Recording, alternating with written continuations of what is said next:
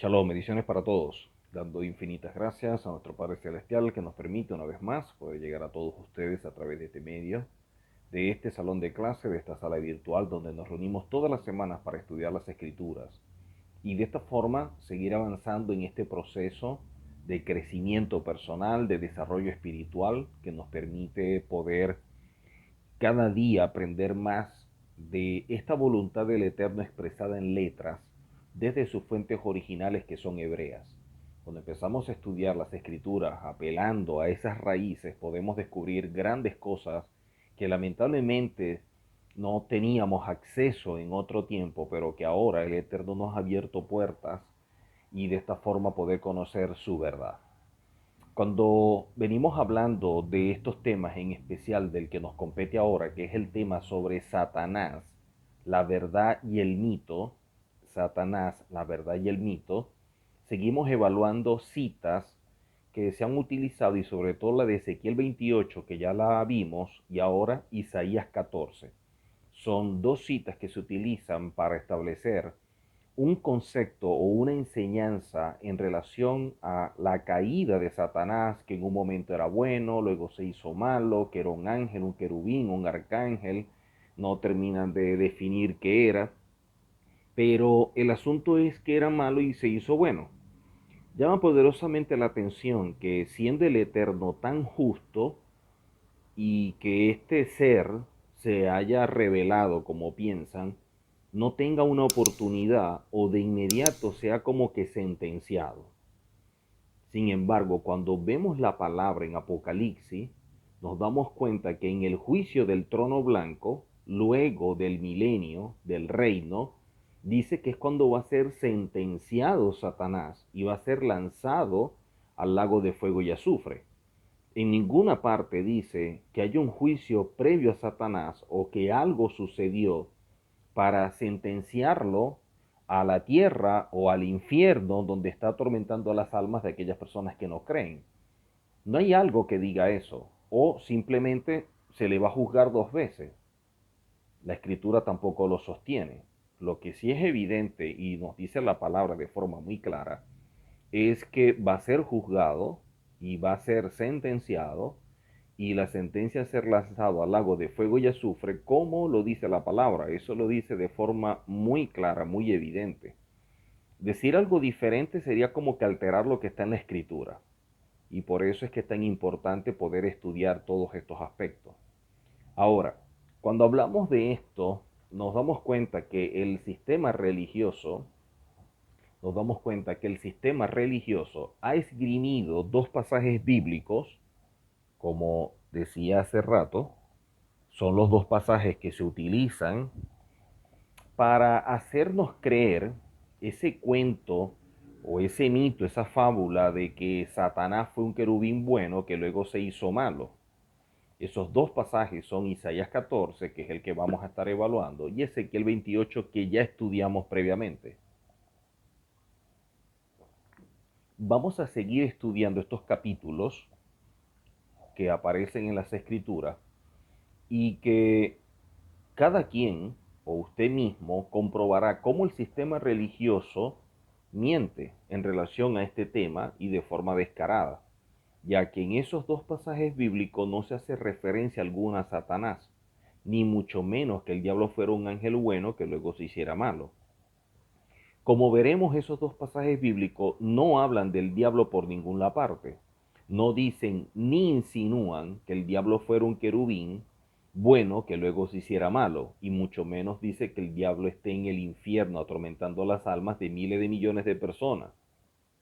Todo eso es mentira. Pero cuando no se estudia de dónde provienen las cosas y las fuentes, lamentablemente seguimos creyendo, seguimos diciendo cosas que la palabra no sostiene por ningún lado. Y es allí donde nosotros debemos estudiar, debemos esforzarnos en buscar la verdad. Poder quitar o apartar tanto mito, tanta fábula de este personaje será muy importante para saber realmente quién es y qué es lo que estamos enfrentando, si es que hay un enfrentamiento. Porque eso nos permite conocer todas las condiciones, cómo se manejan en el ámbito espiritual. para no distorsionarlas, para no alterarlas. El capítulo 14, verso 1 en adelante, se refiere a un fenómeno histórico religioso. En cierto sentido, está relacionado, tiene que ver con una considerable cantidad de babilonios que se convirtieron al judaísmo, mientras los judíos permanecieron cautivos en Babilonia. Recordemos que ese fue el primer exilio. Ellos optaron por compartir el destino de Israel, aunque el profeta todavía no logra esconder su rencor contra ellos. A este fenómeno también se refiere la segunda parte de Isaías, aunque en términos más positivos y cariñosos, como aparece en el capítulo 56. El juicio contra Babilonia se vislumbra como un día sombrío, como el mismo día del Eterno. Ante la cercanía de ese día se contempla un éxodo masivo de Babilonia hasta el punto de que la gente que quede en ella sea tan poca como el oro, considerado caro por su rareza. Así que vemos un evento histórico, como lo podemos leer de forma muy clara y literal en las palabras, en relación a lo que sucede con este rey. Y en este caso, la importancia, la relevancia que tiene poder entender los aspectos históricos. Considero que cuando conocemos la historia es difícil, más no imposible, porque sabemos que muchas cosas de la historia se han alterado, pero cuando vamos a la historia dentro de la Biblia, ya no estamos hablando de cualquier libro, sino de la Biblia, más allá de las versiones, es muy difícil poder alterar toda la historia. O sea, crear una nueva historia sería como un trabajo para realizar una nueva Biblia. Y evidentemente va a ser muy difícil. Se vislumbra la total destrucción de Babilonia por mano de los medos. En el capítulo 13, verso 19 y 20 se dice, y Babilonia, el más hermoso de los reinos, la gloria y el orgullo de los caldeos, será como cuando Dios trastornó a Sodoma y a Gomorra. Nunca más será habitada ni será poblada de generación en generación. Aunque las cosas no sucedieron inmediatamente después de la caída de Babilonia, porque a la verdad la ciudad no fue destruida como esperaba el profeta, esta profecía expresa el fuerte sentido de amargura contra Babilonia que se cobijaba en el fondo del corazón de los judíos del cautiverio. Importante tomar todo esto como referencia.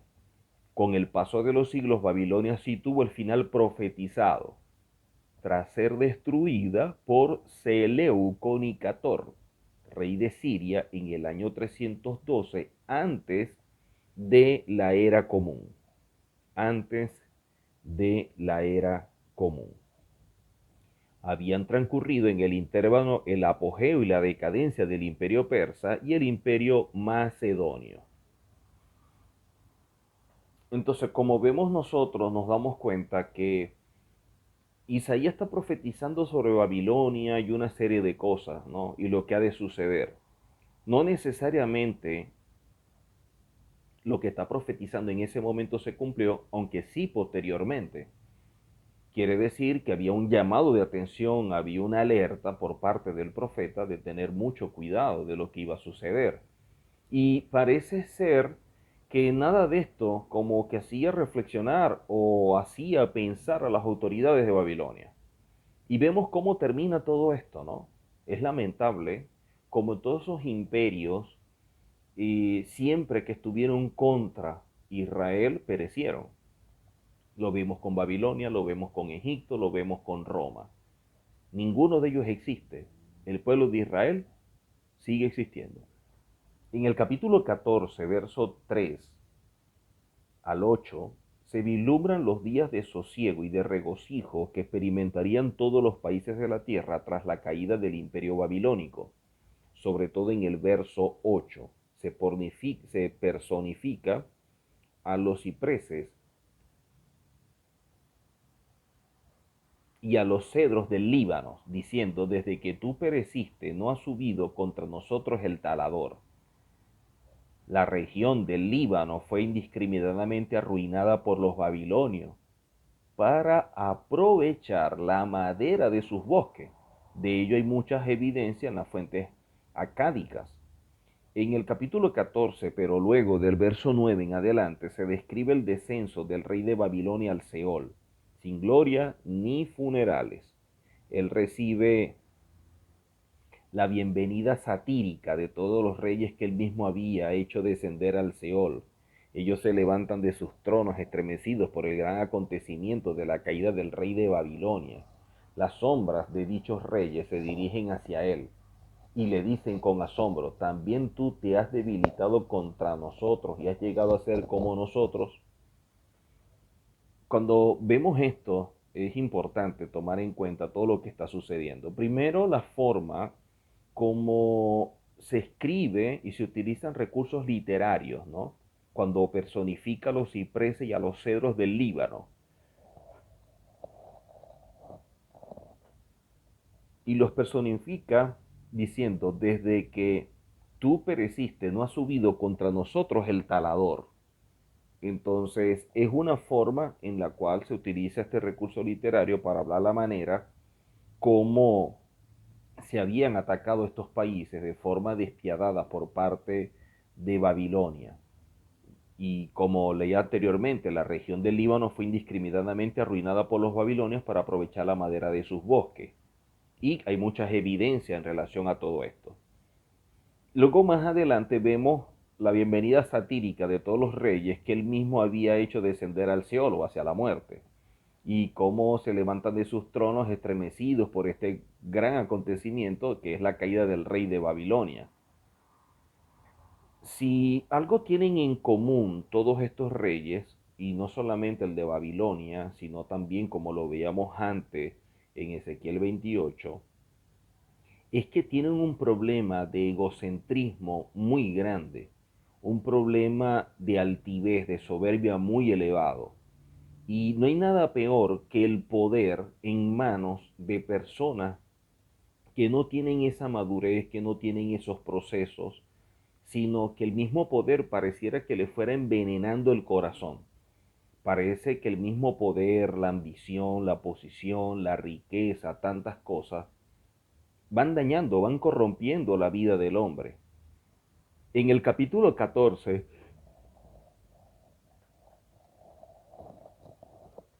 verso 12 en adelante, capítulo 14, verso 12 en adelante, hay una referencia al encubrimiento del rey de Babilonia al mismo cielo, la morada de los dioses, para luego caer hasta el mismo Seol. En el 14:12 se le llama lucero, hijo de la mañana. La palabra lucero, así como la palabra estrella, se refiere a un rey en toda su gloria, y lo podemos comparar con Números 24:17.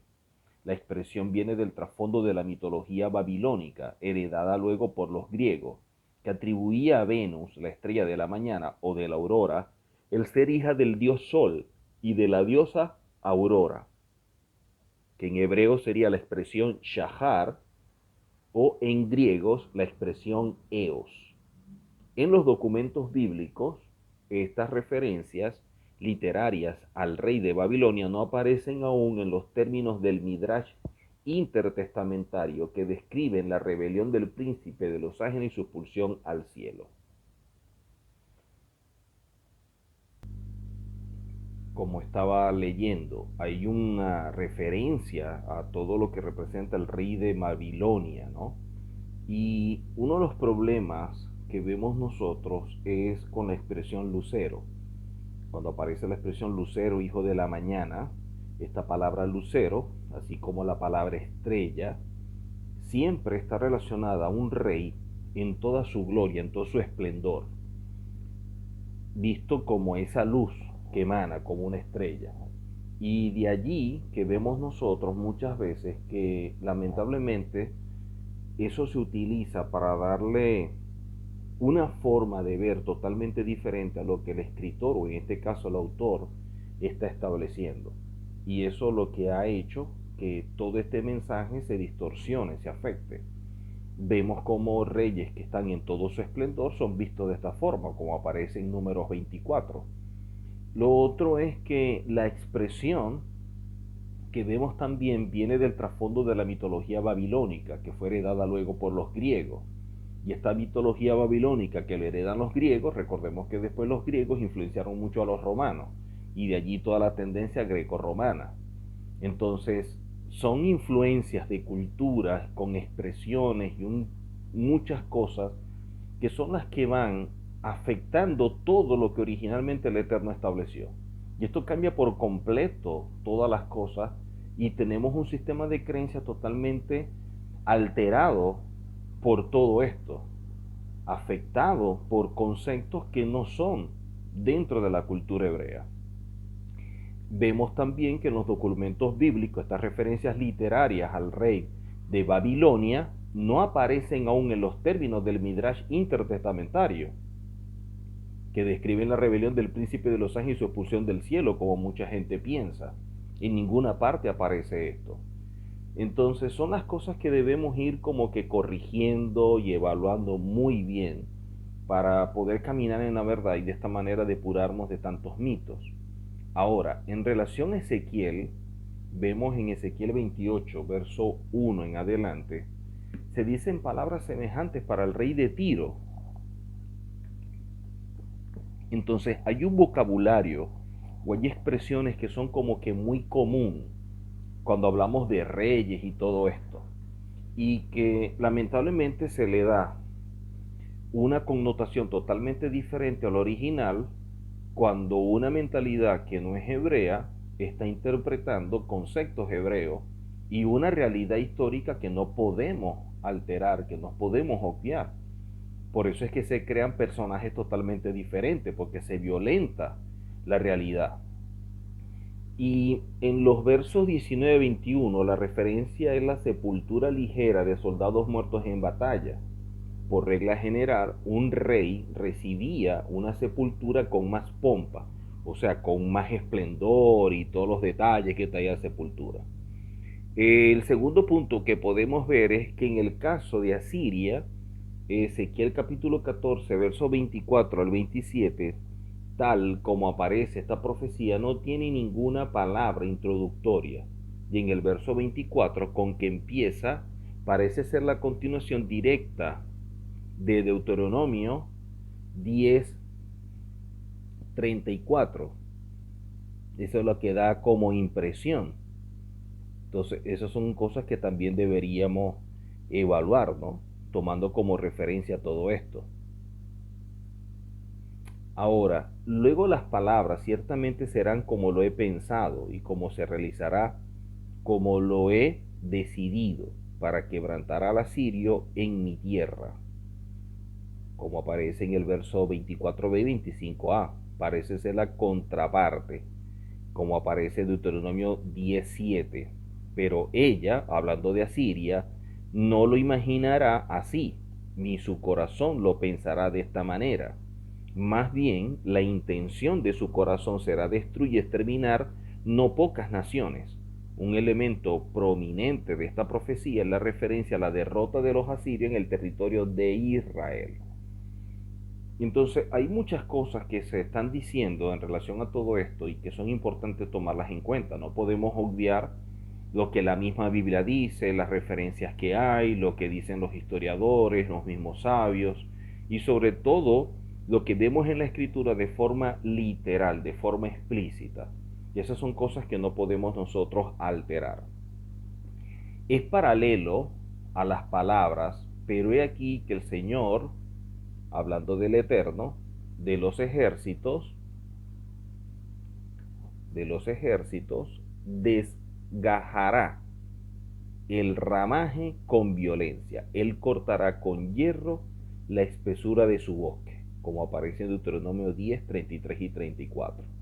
Pues esto, según el 10:32, ocurriría ante la vista del monte de la hija de Sión. O sea, son cosas que están bien definidas, bien claras allí y que se deben tomar en cuenta, no se pueden obviar o no podemos alterarlas, no es el deber ser, porque claro que se han alterado. Hablando entonces de todo esto, la evidencia literaria indica que esto es un fragmento de una profecía independiente con respecto a la profecía del capítulo 10, pero con el mismo contenido. O sea, se refiere al rey de Asiria en el siglo 8 antes de la era común, ¿ok? Antes de la era común, tal vez a Sennacherib en el 701. Aquí vemos al Eterno que está en control de la historia. El tercer punto que vemos también es en relación a Filistea, como aparece en el capítulo 14, del 28 en adelante. Vemos la interpretación de esta profecía es clara gracias a la nota editorial del mismo verso 28, el año en que murió el rey Acaz, que habla del 735 al 715 antes de la era común, que había sucedido en Judá hacia fines del reinado del rey de Acaz, es decir, hacia el año 715 antes de la era común. Entonces, todos estos son aspectos históricos que nos van ayudando y lo que quiero es establecer como las bases para ir estudiando como lo hicimos con Ezequiel 28. Por eso también voy a agregar algunos comentarios de Biblias y de personas que han hecho comentarios a las Biblias y a todo lo que aparece en los profetas y todo esto, que es importante para que nos demos cuenta que a pesar de que podemos utilizar estos comentaristas bíblicos que no tienen una perspectiva hebrea, pero que pudieran estar viendo las cosas con más objetividad, sin ningún fanatismo religioso, ni queriendo quedar bien con un sistema de creencia, con un dogmatismo o algo por el estilo, porque muchos sí fueron influenciados por ellos, ellos muestran cosas de forma muy clara y eso nos ayuda a darnos cuenta que a veces la interpretación se ve afectada cuando hay una predisposición al momento de leer porque se lee con los lentes religiosos. Entonces queremos que la Biblia diga lo que ya la persona piensa de manera premeditada, que la Biblia diga lo que la gente ya tiene como concepto.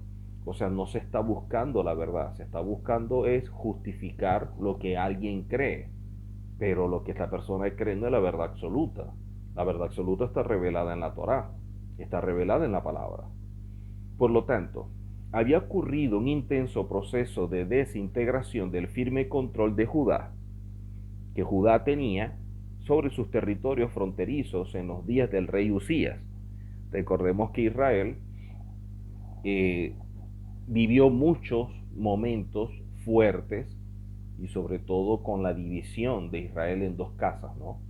Entonces eso trajo una serie de eventos que en su momento vamos también a estudiar cuando evaluemos en alguna materia la historia de Israel. Entonces uno de los pueblos limítrofes que atizó su hostilidad hacia Judea era el de los filisteos. Hacia el sudoeste,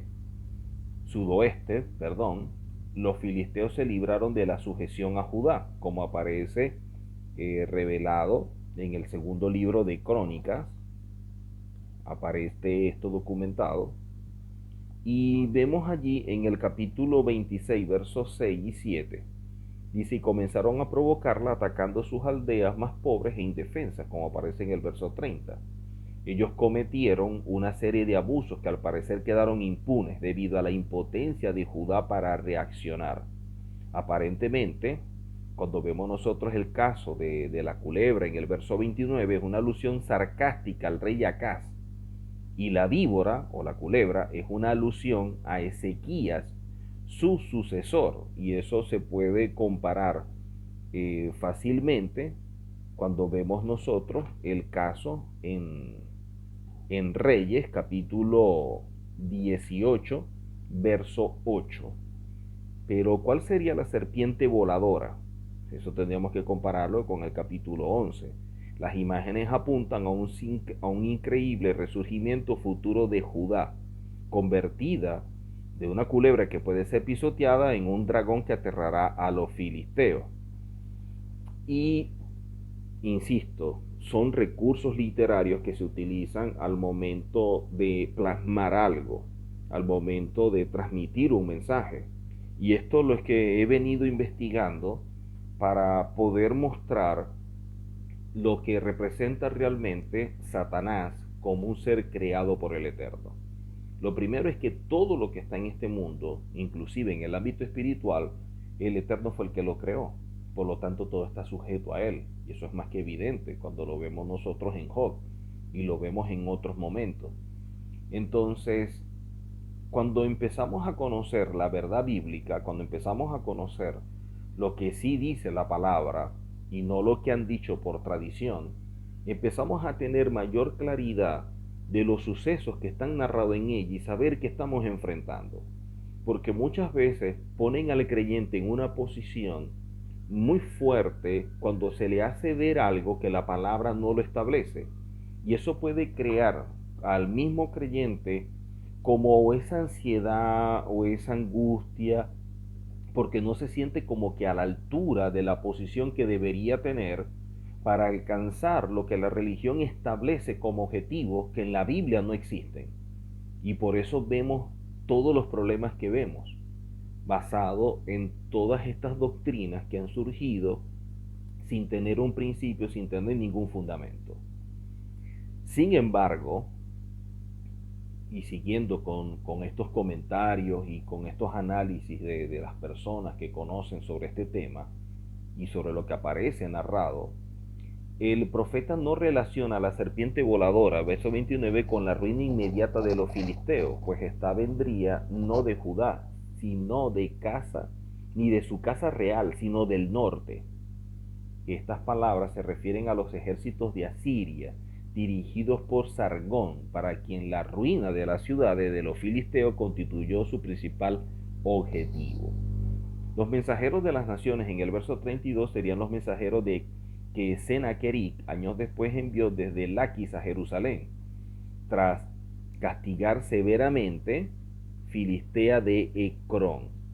Entonces, miren todos estos puntos de vista que son importantes y someter por completo a la región de los filisteos. Ver la gran inscripción de Sennacherib descubierta en Tel Bení y Unos. Lo está entre paréntesis. ¿Qué se le respondería a esos mensajeros del rey de Asiria? ¿Qué sería lo que se respondería? Entonces, es evidente que el Eterno ha cimentado a Sión y que en ella se refugiarán los afligidos de su pueblo. En otras palabras, mientras que el Eterno exterminaría a los sobrevivientes de los filisteos, cimentaría a Sión. Cimentaría a Sión. Entonces, todo esto es lo que se viene desarrollando o lo que se viene comentando por personas que se han puesto o se han dado a la tarea de estudiar con una visión académica, con una verdadera formación, con objetividad, sin ningún fanatismo religioso, sin querer apoyar una postura parcial, sino querer expresar la verdad que aparece allí reflejada, y son los diversos puntos de vista. Pero miren que todos están planteando situaciones terrenales, o sea, todos están hablando, bueno, de un rey contra otro rey, un territorio contra otro territorio, la profecía sobre un rey, lo que debe suceder a otro territorio. En ninguna parte llega, aunque sea, a insinuar que está hablando de Satanás. De acuerdo a todo lo que hemos leído, en ninguna parte aparece. Ahora, quisiera también compartir, como lo hice con Ezequiel 28, ahora basado en Isaías 14, comentarios que aparecen en diferentes Biblias o libros hechos en comentarios o estudios de la Biblia de diferentes temas, para ver qué nos aportan también ellos en el desarrollo de esta materia y de esta manera poder conocer más todos los aspectos relacionados a Isaías 14, como lo vimos también en Ezequiel 28, y de esta forma pudimos ver tantas cosas en Ezequiel 28. Y le doy gracias al Eterno porque muchos me han dicho la bendición que es poder conocer las cosas de sus fuentes hebreas, este proceso de restauración, cuánta bendición ha traído para su vida al conocer la verdad, cómo se han abierto los ojos al volver a la senda antigua, y bueno, tantas cosas que nos ayudan a nosotros a caminar conforme a la palabra. Y eso es lo que queremos hacer, siempre aportar recursos, herramientas para todo esto. Veamos el primer comentario bíblico de Matthew Henry en Isaías 14 o de Isaías 14. Y los voy a leer tal cual los comentarios bíblicos que he encontrado y que nos ayudan a entender mucho más todo esto. El rey de Babilonia gobernaba la nación con la ayuda que tenía del mando absoluto de tanta riqueza. Esto se refiere especialmente al pueblo judío. Y colmó la medida de los pecados del rey de Babilonia. Los tiranos sacrifican sus intereses verdaderos a sus lujurias y pasiones. A los que no cesen de pecar, Dios los hará cesar. Debe ser derribado y descender al sepulcro. Este es el destino común de los tiranos. Dios trata con los que perturban la paz de la humanidad. La recepción del rey de Babilonia en las regiones de los muertos indica que hay un mundo de espíritu al cual van las almas de los hombres al morir. Estamos viendo este comentario de Matthew Henry. Es un comentarista muy conocido. Mucha gente utiliza el comentario bíblico de Matthew Henry para estudiar. Y miren que en ningún momento está hablando de Satanás. Él está hablando del rey de Babilonia que gobernaba la nación con la ayuda que tiene del mando absoluto de tanta riqueza, que se refiere especialmente al pueblo judío y colmó la medida de los pecados del rey de Babilonia, cómo los tiranos sacrifican sus intereses verdaderos, cómo el Eterno los va destruyendo, dice que son derribados y descender al sepulcro todo este tipo de personas, y que Dios trata con los que perturban la paz de la humanidad, y de esta manera nos está mostrando la impresión o su percepción al momento de interpretar lo que dice Isaías 14. En ningún momento Matthew Henry está hablando en relación a que esto tiene que ver con Satanás, que era bueno y que después fue malo, que estaba arriba y después cayó. En ninguna parte lo refleja. Vamos a ver otro comentarista, en este caso el comentario a la Biblia Plenitud de Isaías 14. Comentario de la Biblia Plenitud de Isaías 14. A ver qué es lo que dice. Tras la restauración de Israel, esta sarcástica canción, miren cómo la Biblia Plenitud en su comentario hace alusión de Isaías 14, como que el principio es una sarcástica canción, sería entonada contra Babilonia. Estos versículos se pueden interpretar de muchas maneras. El rey de Babilonia simboliza no solamente un gobernante específico, aunque no identificado, quizás Sargón, que es igual a lo que veíamos previamente, que muchos también mencionan este nombre, Sargón. Y que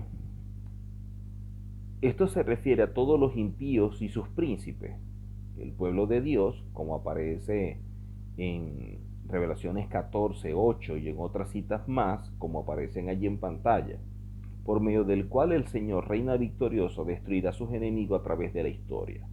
El rey Acaz murió alrededor del 316 a.C.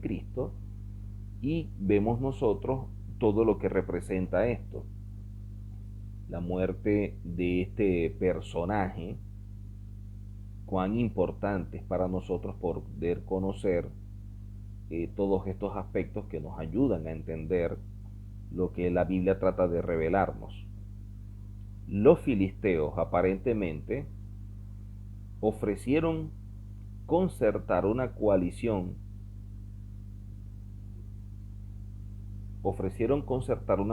contra Siria. Isaías había advertido contra tales alianzas externas, de ahí que Dios usara a Siria, el norte, contra Filistea. ¿Ok? Vemos aquí lo que dice el profeta. La vara y la raíz de la culebra son alusiones al rey de Asiria, Salmanasar V, quien recibía tributos de Israel y por último dirigió el primer sitio de Samaria en el 722 a.C. La serpiente voladora era Sargón II, el sucesor de Salmanasar, que finalizó el sitio. Y es muy parecido a lo que leíamos nosotros previamente en relación a esta serpiente voladora y todo esto, y la forma cómo utilizan este recurso literario para hablar de este rey. Y qué importante es que nosotros podamos conocer todo esto. Ahora, veamos otro comentario de la Biblia, y en este caso el comentario de la Biblia Diario Vivir, del mismo Isaías 14. Isaías 14 dice, el significado de estos versículos puede ser tanto del presente como del futuro relacionado con Babilonia. Pero miren que todos están hablando de Babilonia de forma literal. El comentario de la Biblia Plenitud, de manera literal, también está hablando de Babilonia. Y ahora cuando vemos el comentario de la Biblia Diario Vivir, también de forma literal está hablando que estos versos pueden ser tanto del presente como del futuro relacionado con Babilonia. O sea, ninguno hasta los momentos ha dicho algo diferente a que Isaías 14 que esté hablando del reino de Babilonia, lo que sucede, la actitud que tuvo, cómo cayó, cómo fue destruido. Nadie dice algo diferente a eso. Ninguno está planteando que Satanás o algo así como la gente ha venido estableciendo. La ciudad y el imperio histórico serían destruidos para siempre. Babilonia también se ha usado como una ilustración de lo que se oponen a Dios. Por lo tanto, al final de los tiempos se destruirán a todos los que se opongan a Dios, y el mal se quitará para siempre de la tierra. El poder es transitorio. Dios permitió que Babilonia tuviera poder temporal, con un propósito especial.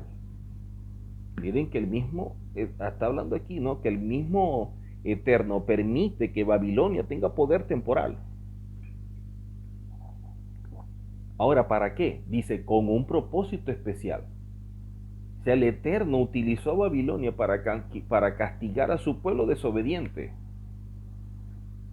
El mismo Eterno utilizó al pueblo de Babilonia para castigar a su pueblo. Es más, hay un salmo donde también lo menciona, donde dice que muchas veces el enemigo de Israel se transformó en la espada del Eterno para castigar a su pueblo. Lo dice el salmista. Entonces vemos acá que el poder es transitorio, que Dios permitió que Babilonia tuviera este poder temporal con un propósito especial, castigar a su pueblo desobediente. Una vez cumplido el propósito, también terminó el poder, evidentemente, porque se lo dio de forma circunstancial. Tenga cuidado con depositar su confianza en un poder humano. Es la advertencia que hace el comentario de la Biblia Diario Vivir. Pues algún día desaparecerá sin importar cuán seguro parezca. Y apartando un poco lo que venimos hablando del tema de Satanás y estos comentarios de la Biblia, ¿no? En relación a este punto, al final dice algo bien interesante que nosotros debemos tomar en cuenta. Dice que hay que tener mucho cuidado con depositar la confianza en un poder humano. Y la misma escritura lo dice, maldito el hombre que confía en el hombre y coloca su antebrazo como base. Nosotros todos, de alguna forma, tenemos confianza en la persona en un nivel. Todos tenemos cierta confianza. La persona que va al banco a retirar un dinero confía en que se lo van a dar. La persona que va a una empresa y le dijeron que le van a dar trabajo y que le van a pagar al final de mes o el 15 un dinero, está confiando en que se lo van a pagar. Y así con cada cosa hay un nivel de confianza básico con el cual nosotros nos movemos. Pero cuando ese nivel de confianza supera lo básico y empieza a ocupar el lugar del Eterno, y tenemos problemas porque incursionamos sin darnos cuenta o de forma inconsciente en la idolatría. Y el comentarista dice de forma muy clara, hay que tener mucho cuidado con depositar la confianza en un poder humano, porque el poder humano desaparece. ¿Y cómo quedaríamos nosotros cuando tenemos puesta la confianza en el poder humano? Son las cosas que nosotros debemos tomar en consideración. Siguiendo con el comentario de la Biblia Diario Vivir, de este capítulo 14 de Isaías, dice lo siguiente. En el capítulo 14, verso 12, dice, Lucero, hijo de la mañana, Explica, podrían ser nombres usados para adorar a los reyes de Asiria y Babilonia. Lo más probable es que signifique que desaparecerán como la estrella de la mañana cuando salga el sol. Hablando del capítulo 14, versos 12 al 14, comentan, hay varias interpretaciones sobre el que cayó del cielo en estos versículos. Podría ser Sennacherib o Nabucodonosor, reyes que tenían un poder supremo. Sus pueblos los consideraban dioses. Estos reyes deseaban gobernar el mundo. Esta profecía se cumplió como lo predijo Isaías, y se puede ver en el segundo libro de Reyes, capítulo 19, e Isaías 37, 21 al 38.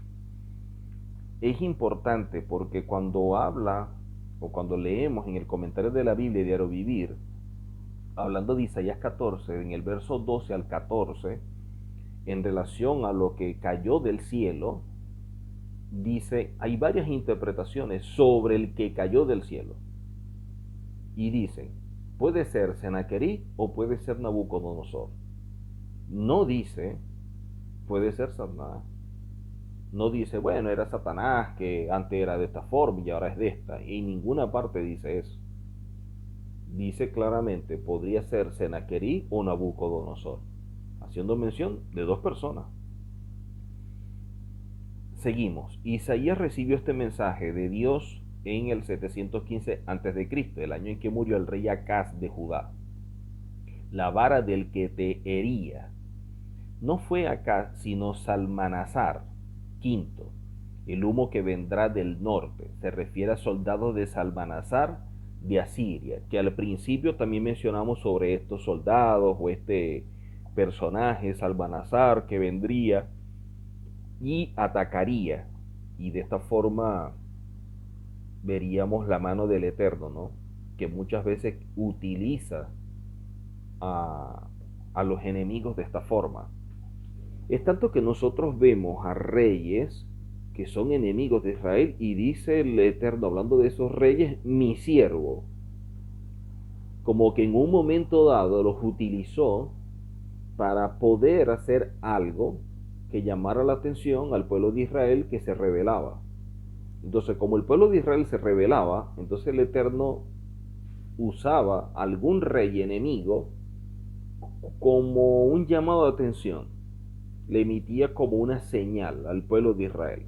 Y de esta forma iban contra Israel. Y así ver si Israel despertaba en medio de todo esto.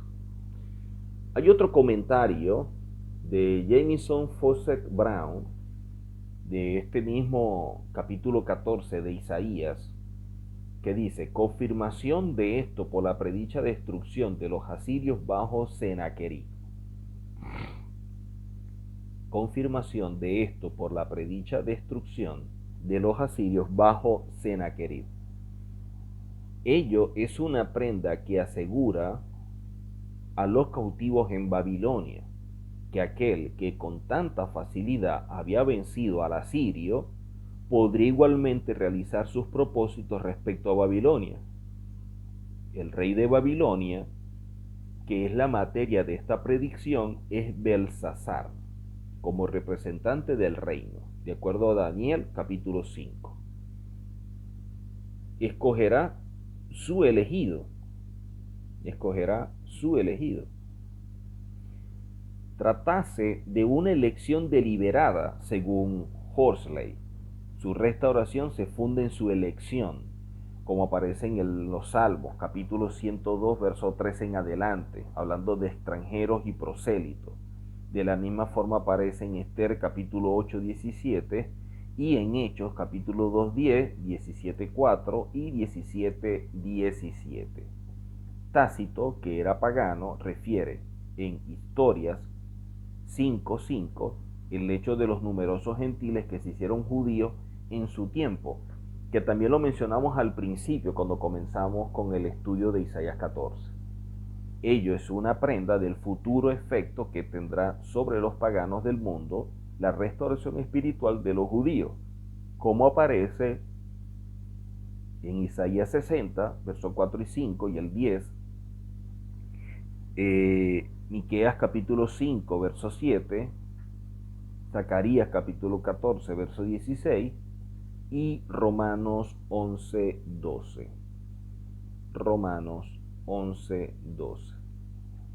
Los pueblos, hablando del de Babilonia en primer lugar, y los de todo el mundo gentil últimamente, como lo menciona en el capítulo 49, 22, 66, 69, 66, 20. A su lugar, hablando de Judea, como aparece reflejado en Esdras 1, y los poseerá, los recibirá en posesión. Los recibirá en posesión. Cautivarán no mediante fuerza física, sino moral. Cautivarán no mediante fuerza física, sino moral, por la fuerza del amor y en consideración al Dios de Israel.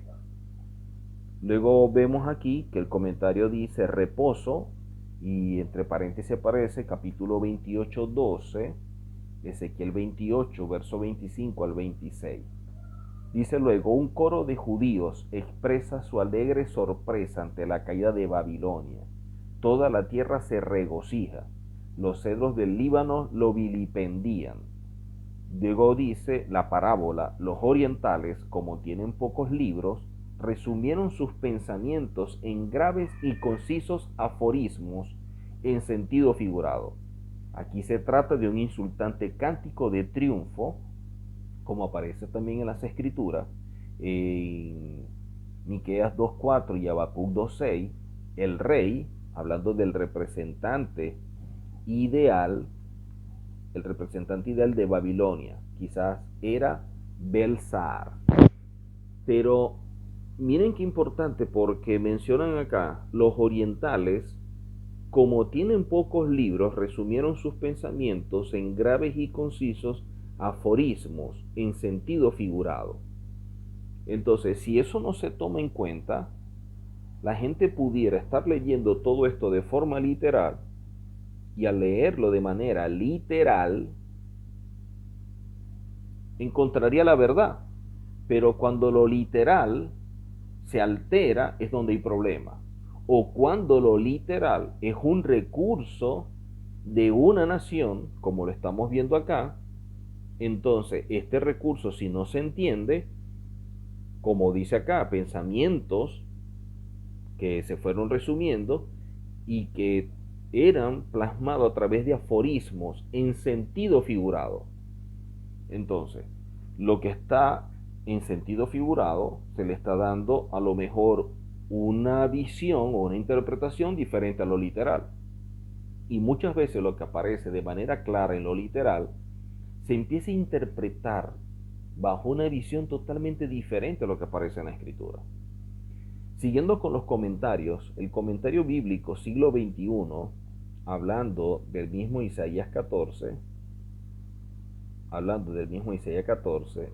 nos dice lo siguiente: dicterio contra el rey de Babilonia. Dicterio contra el rey de Babilonia. Entonces dice, Dios ordena que las últimas palabras a ser emitidas contra los conquistadores lo sean por sus víctimas y no por sus admiradores. En cuanto a la identidad del rey de Babilonia, no es, por supuesto, el ineficaz Nabonido, el rey final de quien era delegado Belsasar. No sé por qué lo menciona de esa forma el comentario bíblico siglo XXI, pero lo menciona de esa forma. Sino la dinastía en su totalidad y el reino así personificado. Ver también sobre los versos 12 al 21 más adelante. Los dos movimientos de la canción de burla, entonces miren que es una burla a través de una canción, dice, enmascarados por su prólogo y su epílogo, anuncia de entrada sus temas. El primer tema trata del quebrantado opresor. Su epitafio real es el inefable alivio que el mundo siente por su caída. Dice luego, la fatal ambición del tirano, más que su opresión, a menudo se toma esta canción, mire que dice, se toma esta canción como un relato de la rebelión de Satanás, entre paréntesis tomado con Ezequiel 28, pero es una conjetura muy precaria y lo quise resaltar. Mire que en este comentario dicen que este caso que este caso o este relato de esta canción se toma en consideración como un relato de la rebelión de Satanás. Pero dice el mismo comentario, pero es una conjetura muy precaria, que es lo que venimos hablando. La historia del orgullo y de la caída es, en el mejor de los casos, similar a lo que se dice de Satanás en Lucas 10:18 o 1 Timoteo capítulo 3 verso 6, y de cualquier modo, cuando la escritura se refiere directamente a su caída, se refiere al desmembramiento de su régimen, no su caída de la gracia. Apocalipsis capítulo 12. Interesante todo lo que menciona el comentario bíblico siglo XXI en relación a todo esto. Así que miren cómo los comentaristas, ¿no? Y en cada Biblia, las personas que dan sus puntos de vista, que son gente conocedora de todo esto, ninguno menciona algo en relación a Satanás. Y cuando la vemos acá que la mencionan, dicen, bueno, este relato se quiere tomar en cuenta, o algunos lo mencionan como la rebelión de Satanás. Pero el mismo comentarista dice, pero esto es una conjetura, es algo muy precario. Ahora, comentarios de la Reina Valera 1995, del mismo Isaías 14, Reina Valera 1995, de Isaías 14, dice, aquí se compara el rey de Babilonia con el lucero, hijo de la mañana, astro, que los cananeos tenían por un dios que había querido ponerse a la cabeza de los demás dioses. Ese dios, según creían los cananeos, habitaba en un monte ubicado en un lejano punto en el norte.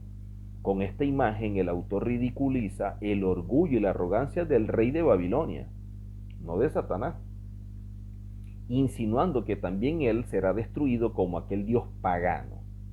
El pasaje sobre la caída del rey de Tiro, en Ezequiel 28, que ya lo estudiamos. La política de Babilonia, como la de Asiria, consistía en quebrantar el espíritu de los pueblos sojuzgados, deportando los prisioneros de guerra a regiones lejanas. Miren que en este comentario dicen, con esta imagen el autor ridiculiza el orgullo y la arrogancia del rey de Babilonia, insinuando que también él será derribado como aquel dios pagano. Y dice que habría que revisar también el pasaje sobre la caída del rey de Tiro en Ezequiel 28. No dice en relación a Satanás, dice en relación al rey de Tiro. La caída, pudiéramos compararla, eso que aparece en Ezequiel 28, la caída de este rey, con la caída del otro rey que aparece en Isaías 14. Otro comentario que aparece es en notas de la versión Dios habla hoy. Notas de la versión Dios habla hoy. Hablando también de Isaías 14, dice lo siguiente. Dios habla hoy, 1996, notas. 1. 14.4. Su arrogancia. Otra posible traducción sería un antiguo manuscrito, y varias versiones antiguas, su violencia. El hebreo de otros manuscritos, tomado del arameo, dice la ciudad que exige oro.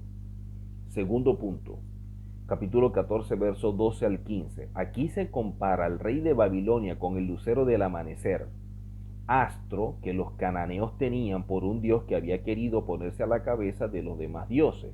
Verso 13. Ese dios, según creían los cananeos, habitaba en un monte ubicado en un lejano punto en el norte.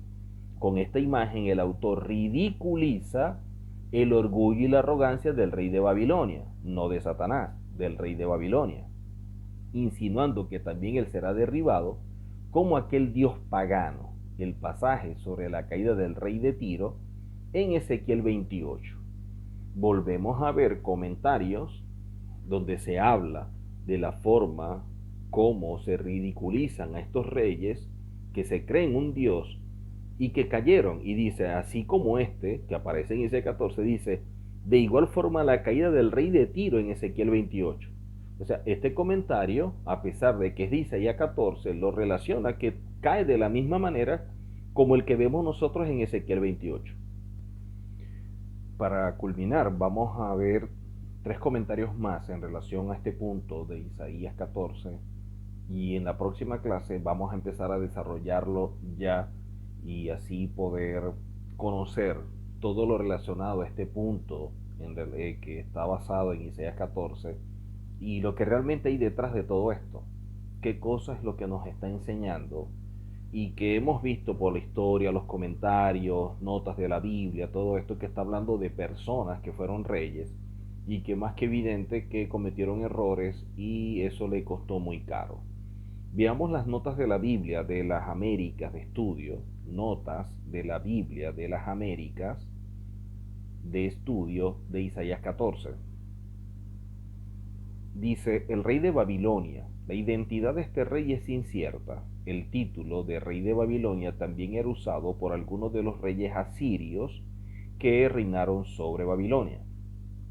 La música de tus arpas, para una lista de instrumentos músicos utilizados en Babilonia, véase también Daniel 3.5, en Amós 6, versos 5 y 6, se asocia con la música, o se asocia la música con el lujo y la complacencia. Quebrantaré a Asiria en mi tierra. El ejército de Sennacherib fue destruido fuera de Jerusalén en el 701 a.C.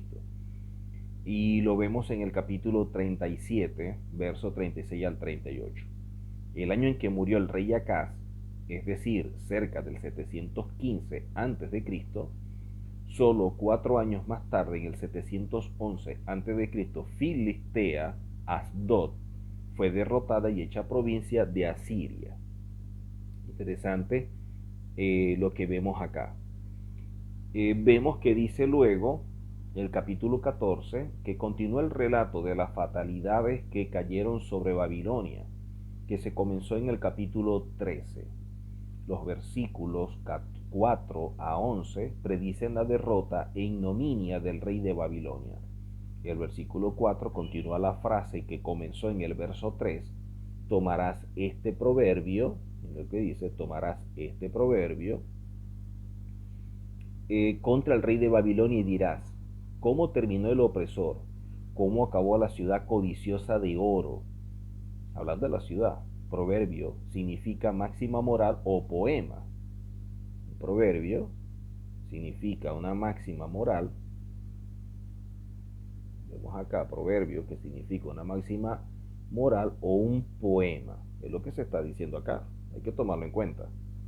El verso 5 dice, Jehová ha quebrantado el bastón de los malvados, el cetro de los gobernantes. El paralelismo en esta frase lleva a la conclusión de que los gobernantes vencidos se sumieron en la maldad y el Señor destruyó sus regímenes o regímenes corrompidos. Fueron destruidos. Es como aparece entonces. Luego el versículo 6 continúa, el que con ira hería a los pueblos con golpes incesantes, el que se enseñoreaba de las naciones con furor, en persecución sin impedimento. Con golpes incesantes significa que este gobernante malvado infligía o infligiría continuo dolor e injuria sobre el pueblo. Esta declaración describe la maldad del antiguo rey de Babilonia y su contraparte moderno. El versículo 8 utiliza una metáfora de árboles para describir el gran alivio, sentido por los gobernantes de naciones menores. Sí, los cipreses se regocijan a causa de ti, y también los cedros del Líbano, diciendo, desde que tú pereciste, no ha subido talador contra nosotros. Cortador en el hebreo significa cortador de árboles, y es un paralelismo o una forma como hacen ver a estas naciones pequeñas como un ciprés o como un cedro del Líbano, y que estos autores o estos reyes poderosos que iban contra ellos eran vistos como cortadores de árboles, como los taladores. Entonces, cuando vemos la escritura nos damos cuenta que en ningún momento, y lo hemos visto por comentarios que se han leído, notas de la Biblia, expresiones de exégetas y otros más, en ninguna parte se menciona que se esté hablando en Isaías 14 de Satanás. Todas están relacionadas a que era un rey, una persona que tenía grandes ambiciones, una persona que se llenó de ese orgullo, de esa prepotencia que lo llevó hasta el final de sus días. Y de esta manera el profeta describe lo sucedido con este rey y también hay una profecía en relación a esta nación. Por lo tanto, cada día vamos aprendiendo un poco más, cada día vamos conociendo todos estos aspectos que nos ayudan a crecer y de esta manera depurarnos de tantos mitos, tantas fábulas y caminar en la verdad. Saber que fue creado por el Eterno, cuál es nuestra posición, nuestra condición espiritual, qué enfrentamos, quién es el enemigo y realmente quién es y cómo es el enemigo, para que de esta manera seamos mucho más asertivos al momento de caminar y saber cómo caminar en este mundo. Nos vemos en la próxima clase. Bendiciones para todos y shalom.